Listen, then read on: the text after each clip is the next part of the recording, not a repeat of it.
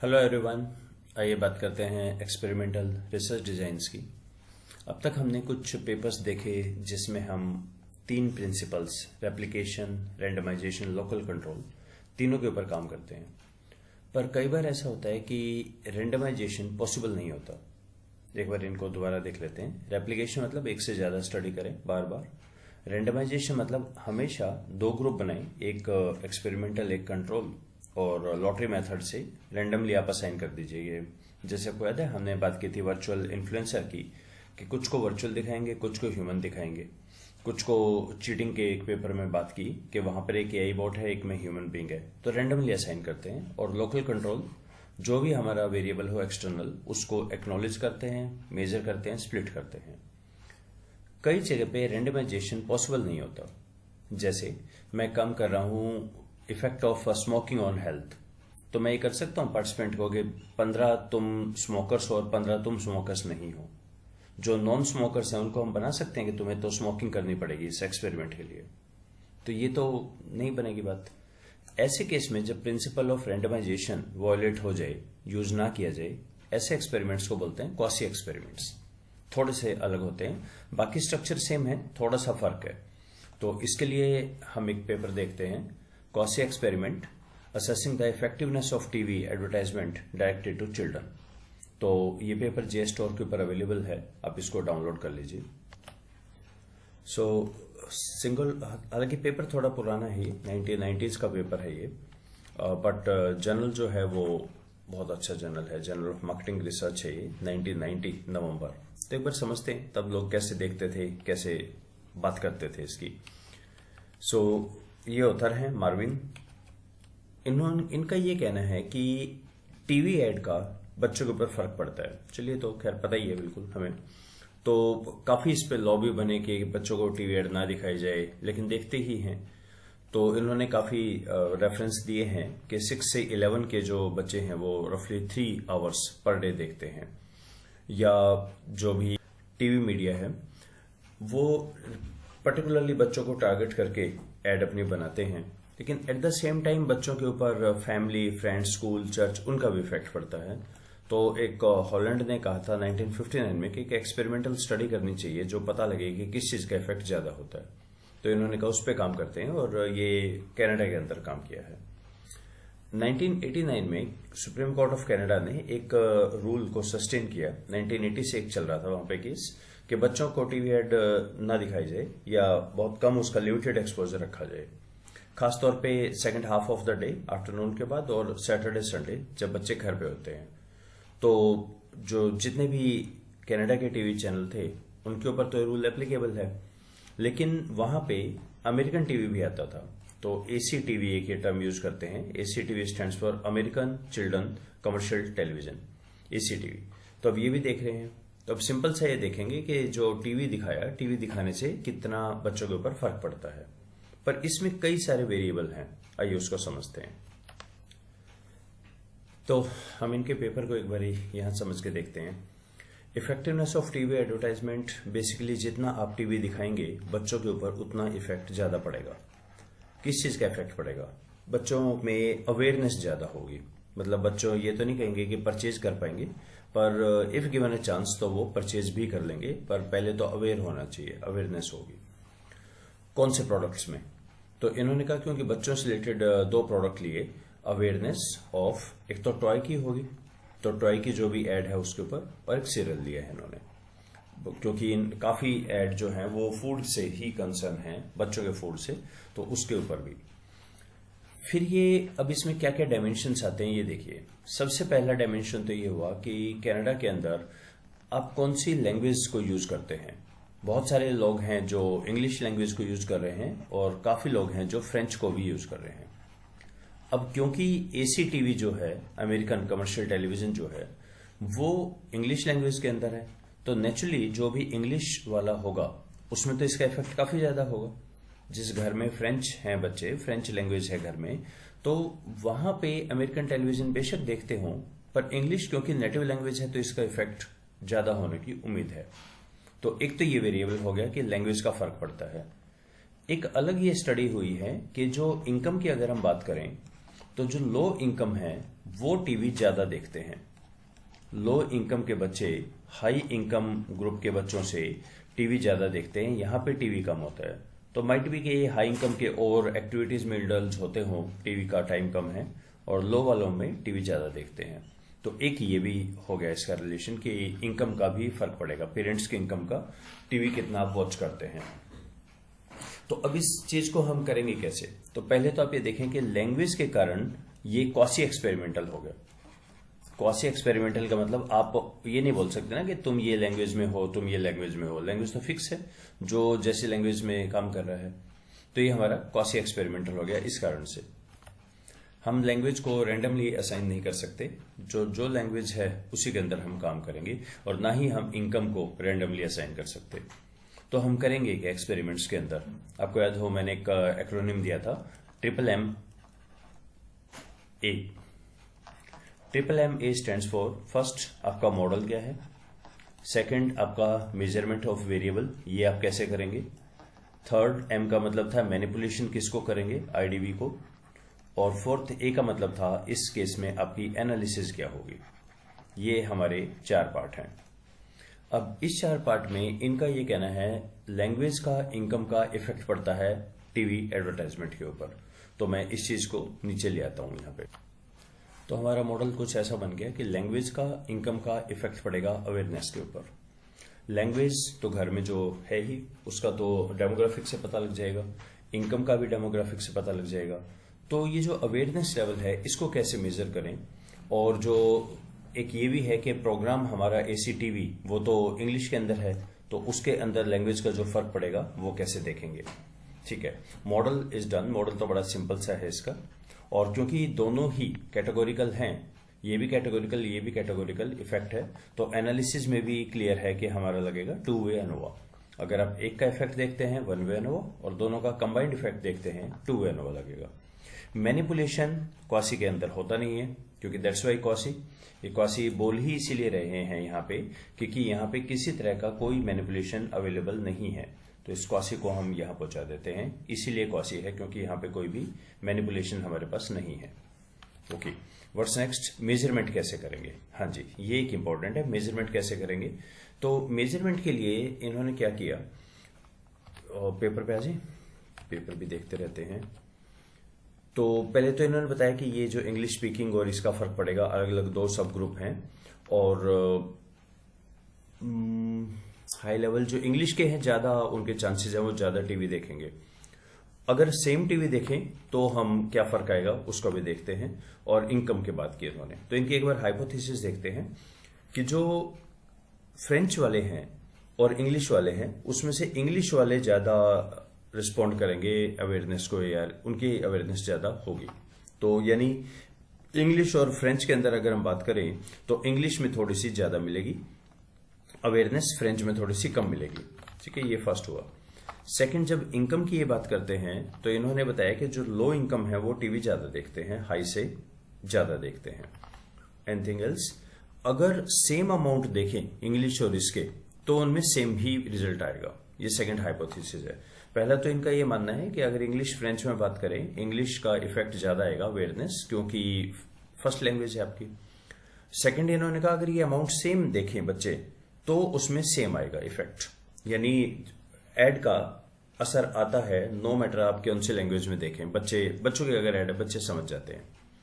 Third, इनकी hypothesis है within each group children exposed to more TV ad will represent positively, यानी French हो या English हो, जिसको भी आप ज्यादा दिखाएंगे उस पर ज्यादा अवेयरनेस होगी, कम पे कम अवेयरनेस होगी। ये इनकी तीसरी हाइपोथेसिस है। कैसे किया, इंग्लिश के रिमेंबर ये 2x2 हो गया हमारा ग्रुप, इसको हम बोलेंगे 2x2 experimental quasi experimental research design. 4 group लेने हैं। 78 इन्होंने बच्चे लिए जो अपर मिडिल क्लास से थे, 66 बच्चे लिए जो वर्किंग क्लास के थे इंग्लिश के, इसी तरह से फ्रेंच के 119 लिए जो अपर क्लास के थे, एंड 212 लिए जो वर्किंग क्लास के थे। एंड दे इंश्योर्ड कि उनकी जो इनकम है ऑलमोस्ट सेम हो। इनकी 17,213 थी, इनकी 17,206 थी। एनुअल इनकम ऑलमोस्ट इन्होंने सेम ले ली दोनों में। स्कूल में गए, स्कूल में जाके इन्होंने बातें की। पहले बच्चों से पूछ लिया घर पे कौन सी लैंग्वेजेस होती है। वैसे वो स्कूल से ही पता लग जाता है बच्चे की कौन सी लैंग्वेज है। उनकी वो भी पूछ लिया कि पेरेंट्स की इनकम वगैरह। कैसे काम किया, मेजरमेंट कैसे किया, तो टीवी की, रिमेंबर ये 90s का टाइम था, तब अखबार में आते थे टीवी में किस चैनल पे कौन सा प्रोग्राम आएगा। तो इन्होंने वो टीवी गाइड ली और देखा 2 पीरियड में कौन कौन से प्रोग्राम आ रहे हैं, और पर्टिकुलरली सैटरडे संडे को कौन से प्रोग्राम या आफ्टरनून में आते हैं। तो बच्चों से पूछा गया वो कितना देखते हैं टीवी।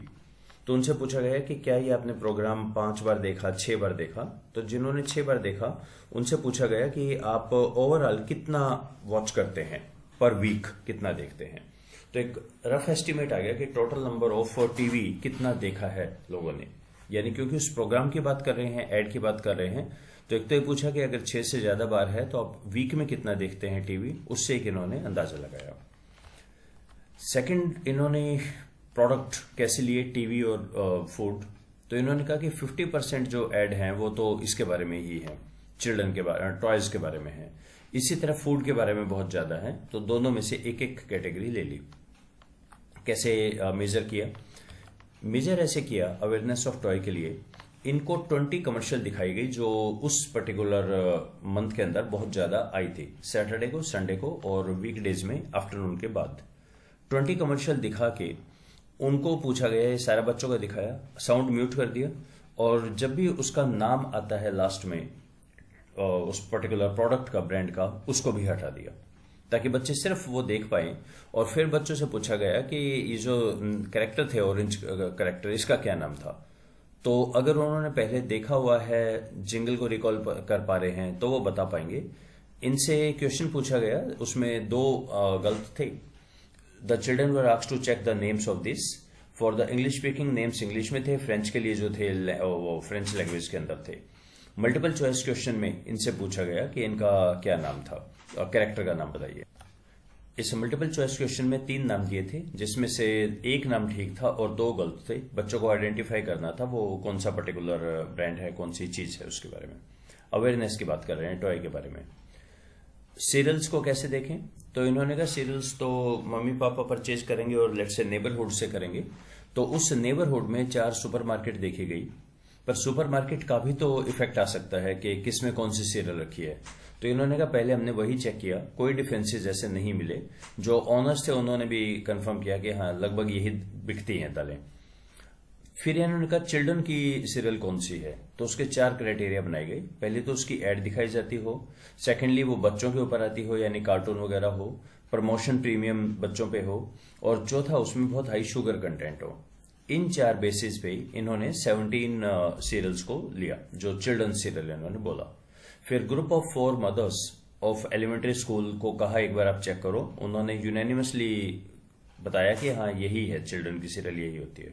अब देख रहे हैं हर चीज का इफेक्ट हमें चेक करना है। सुपरमार्केट अलग अलग हैं, पर सुपरमार्केट से पहले इन्होंने देखा कि सब में सेम ही बिक रहा है, वही उस इलाके में यही बिकती है। फिर एक इंक्लूजन क्राइटेरिया बनाया कि किसको बोलेंगे, तो वो 4 देखा, इस चीज को 17 निकाला और फिर उसको दोबारा से एक बार रेटिफाई करवाया यहाँ पे। तो ये भी कंफर्म हो गया कि ठीक है यही 17 सीरियल्स हैं। अब बच्चों से पूछा गया कि चेक करें घर पे ये सीरियल है या नहीं। अब इसमें भी बहुत सारे वेरिएबल हो सकते हैं। फैमिली मेंबर कितने हैं घर में, कितने बच्चे हैं, कितने एज के एज ग्रुप के हैं। ग्रैंड पेरेंट्स हैं तो वो शायद सीरियल्स ज्यादा खा सकते हैं, बच्चे हैं वर्किंग हैं तो अलग कुछ हो सकता है। इनकम लेवल का फर्क पड़ सकता है, आपके खान पान पे, कल्चर का फर्क पड़ सकता है। तो उन्होंने कहा हाँ ये तो सारे रहेंगे। तो हमने ये मान लिया कि इन सब के अंदर घर में अगर वो इस वक्त अवेलेबल है, तो क्योंकि ये मान रहे हैं कि हाई वॉल्यूम है, काफी ज्यादा टर्नओवर है, रोज ही आ रही है सीरियल, तो चांसेस है घर पे मिले।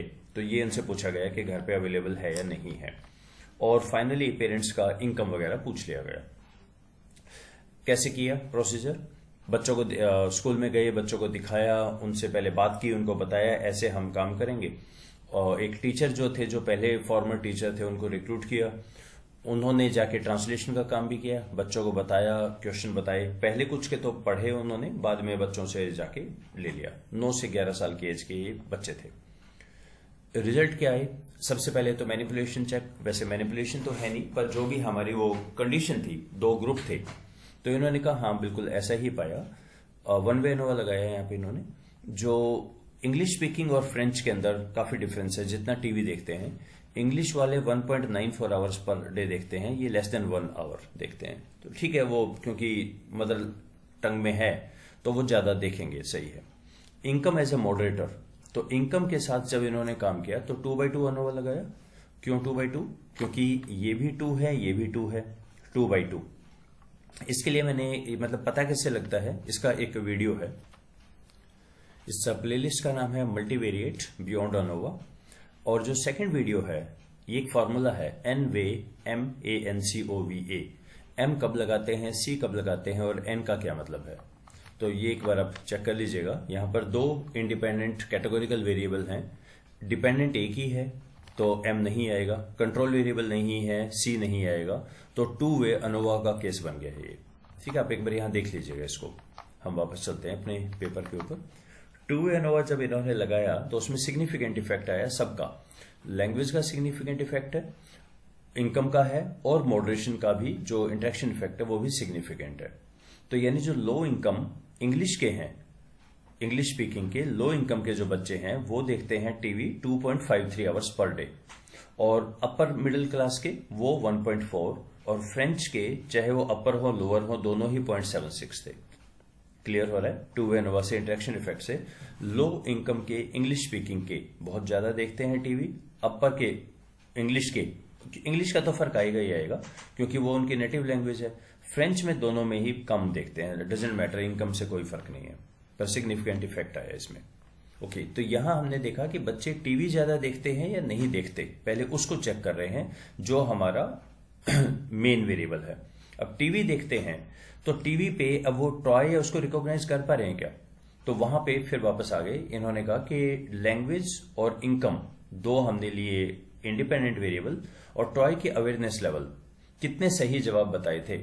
सिग्निफिकेंट इफेक्ट आया 2 वे एनोवा का। जो ऑन एन एवरेज फ्रेंच थे वो 8.7 टॉयज करेक्टली बता पा रहे थे, जबकि इंग्लिश स्पीकिंग वाले 15 टॉयज करेक्टली रिकॉग्नाइज वो कर पाए out of 20 on an average. Income का इफेक्ट, अपर मिडिल के बच्चे ज्यादा रिकॉग्नाइज कर पाए देन लोअर इनकम, और कोई भी इसका no significant language by interaction effect is found, उसका नहीं मिला। कि फ्रेंच के इसके दो सेपरेट मिले कि जो अपर मिडिल क्लास के हैं वो ज्यादा रिकॉग्नाइज कर पाए और इंग्लिश के ज्यादा रिकॉग्नाइज कर पाए। ये हमारा टॉय के ऊपर हुआ। जो सीरियल्स की हमने बात की, एक मिनट जी, हम यहाँ जो हमने सीरियल्स की बात की वही लैंग्वेज और इनकम का इफेक्ट देखा। सीरियल घर में है या नहीं, 17 सीरियल्स थी, उसमें से इफेक्ट जो आया इंग्लिश स्पीकिंग वाले जो थे वहां पे ग्रेटर उनका आया नंबर, वहां पे ज्यादा परचेज की गई थी as compared to the French one.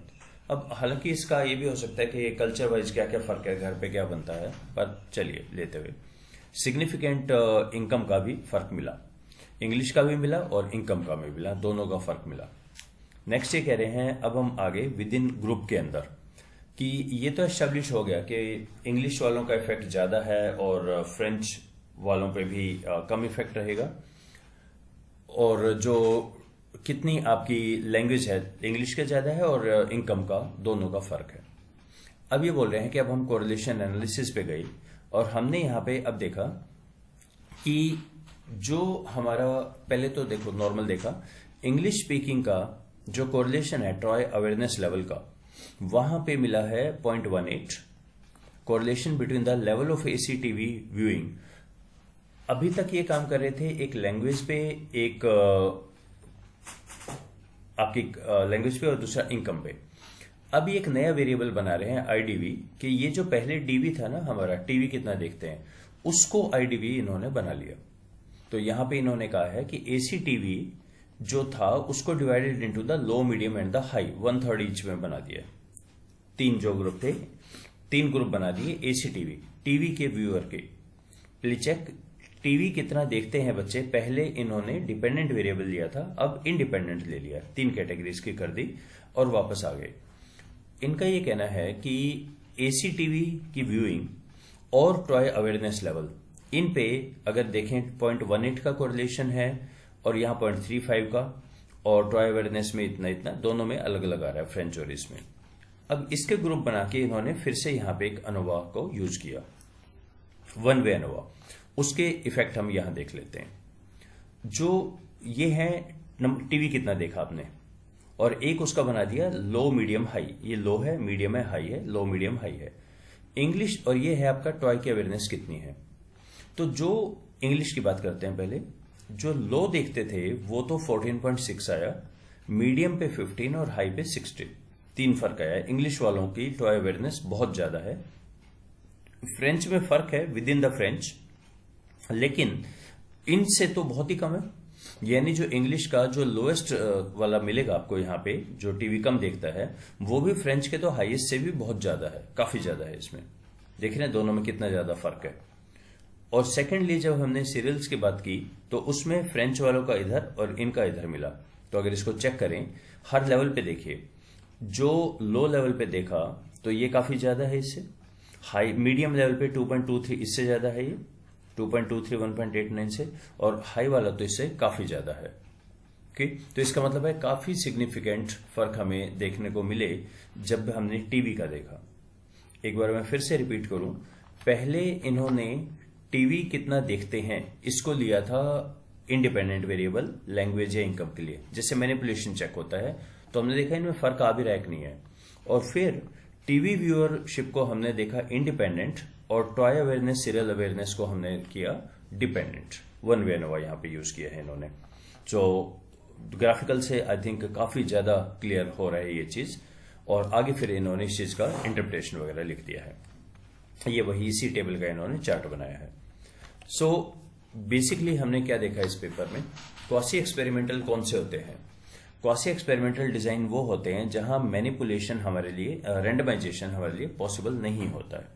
आप अपने हिसाब से नहीं कर सकते हैं रैंडमाइजेशन को, पर फिर भी एक्सपेरिमेंटल करते हैं। और सेकंड इसमें ये देखा हमने यहां पे कि 2x2 मॉडल लिया, उनका इफेक्ट देखा, 3 हाइपोथेसिस पे काम की। फ्रेंच वालों का जो टीवी का एक्सपोजर है इंग्लिश से कम मिलेगा, अगर सेम एक्सपोजर है सेम होगा, और जिसका ज्यादा एक्सपोजर है उसकी अवेयरनेस ज्यादा होगी। 3 पे काम किया था। पेपर थोड़ा पुराना है बट वर्थ रीडिंग, एक बार देख सकते हैं। क्वासी को समझने के लिए यहां से हम शुरू कर सकते हैं। So this is the paper, quasi experimental assessing the effectiveness of TV ad to the children. So let's stop here, thank you.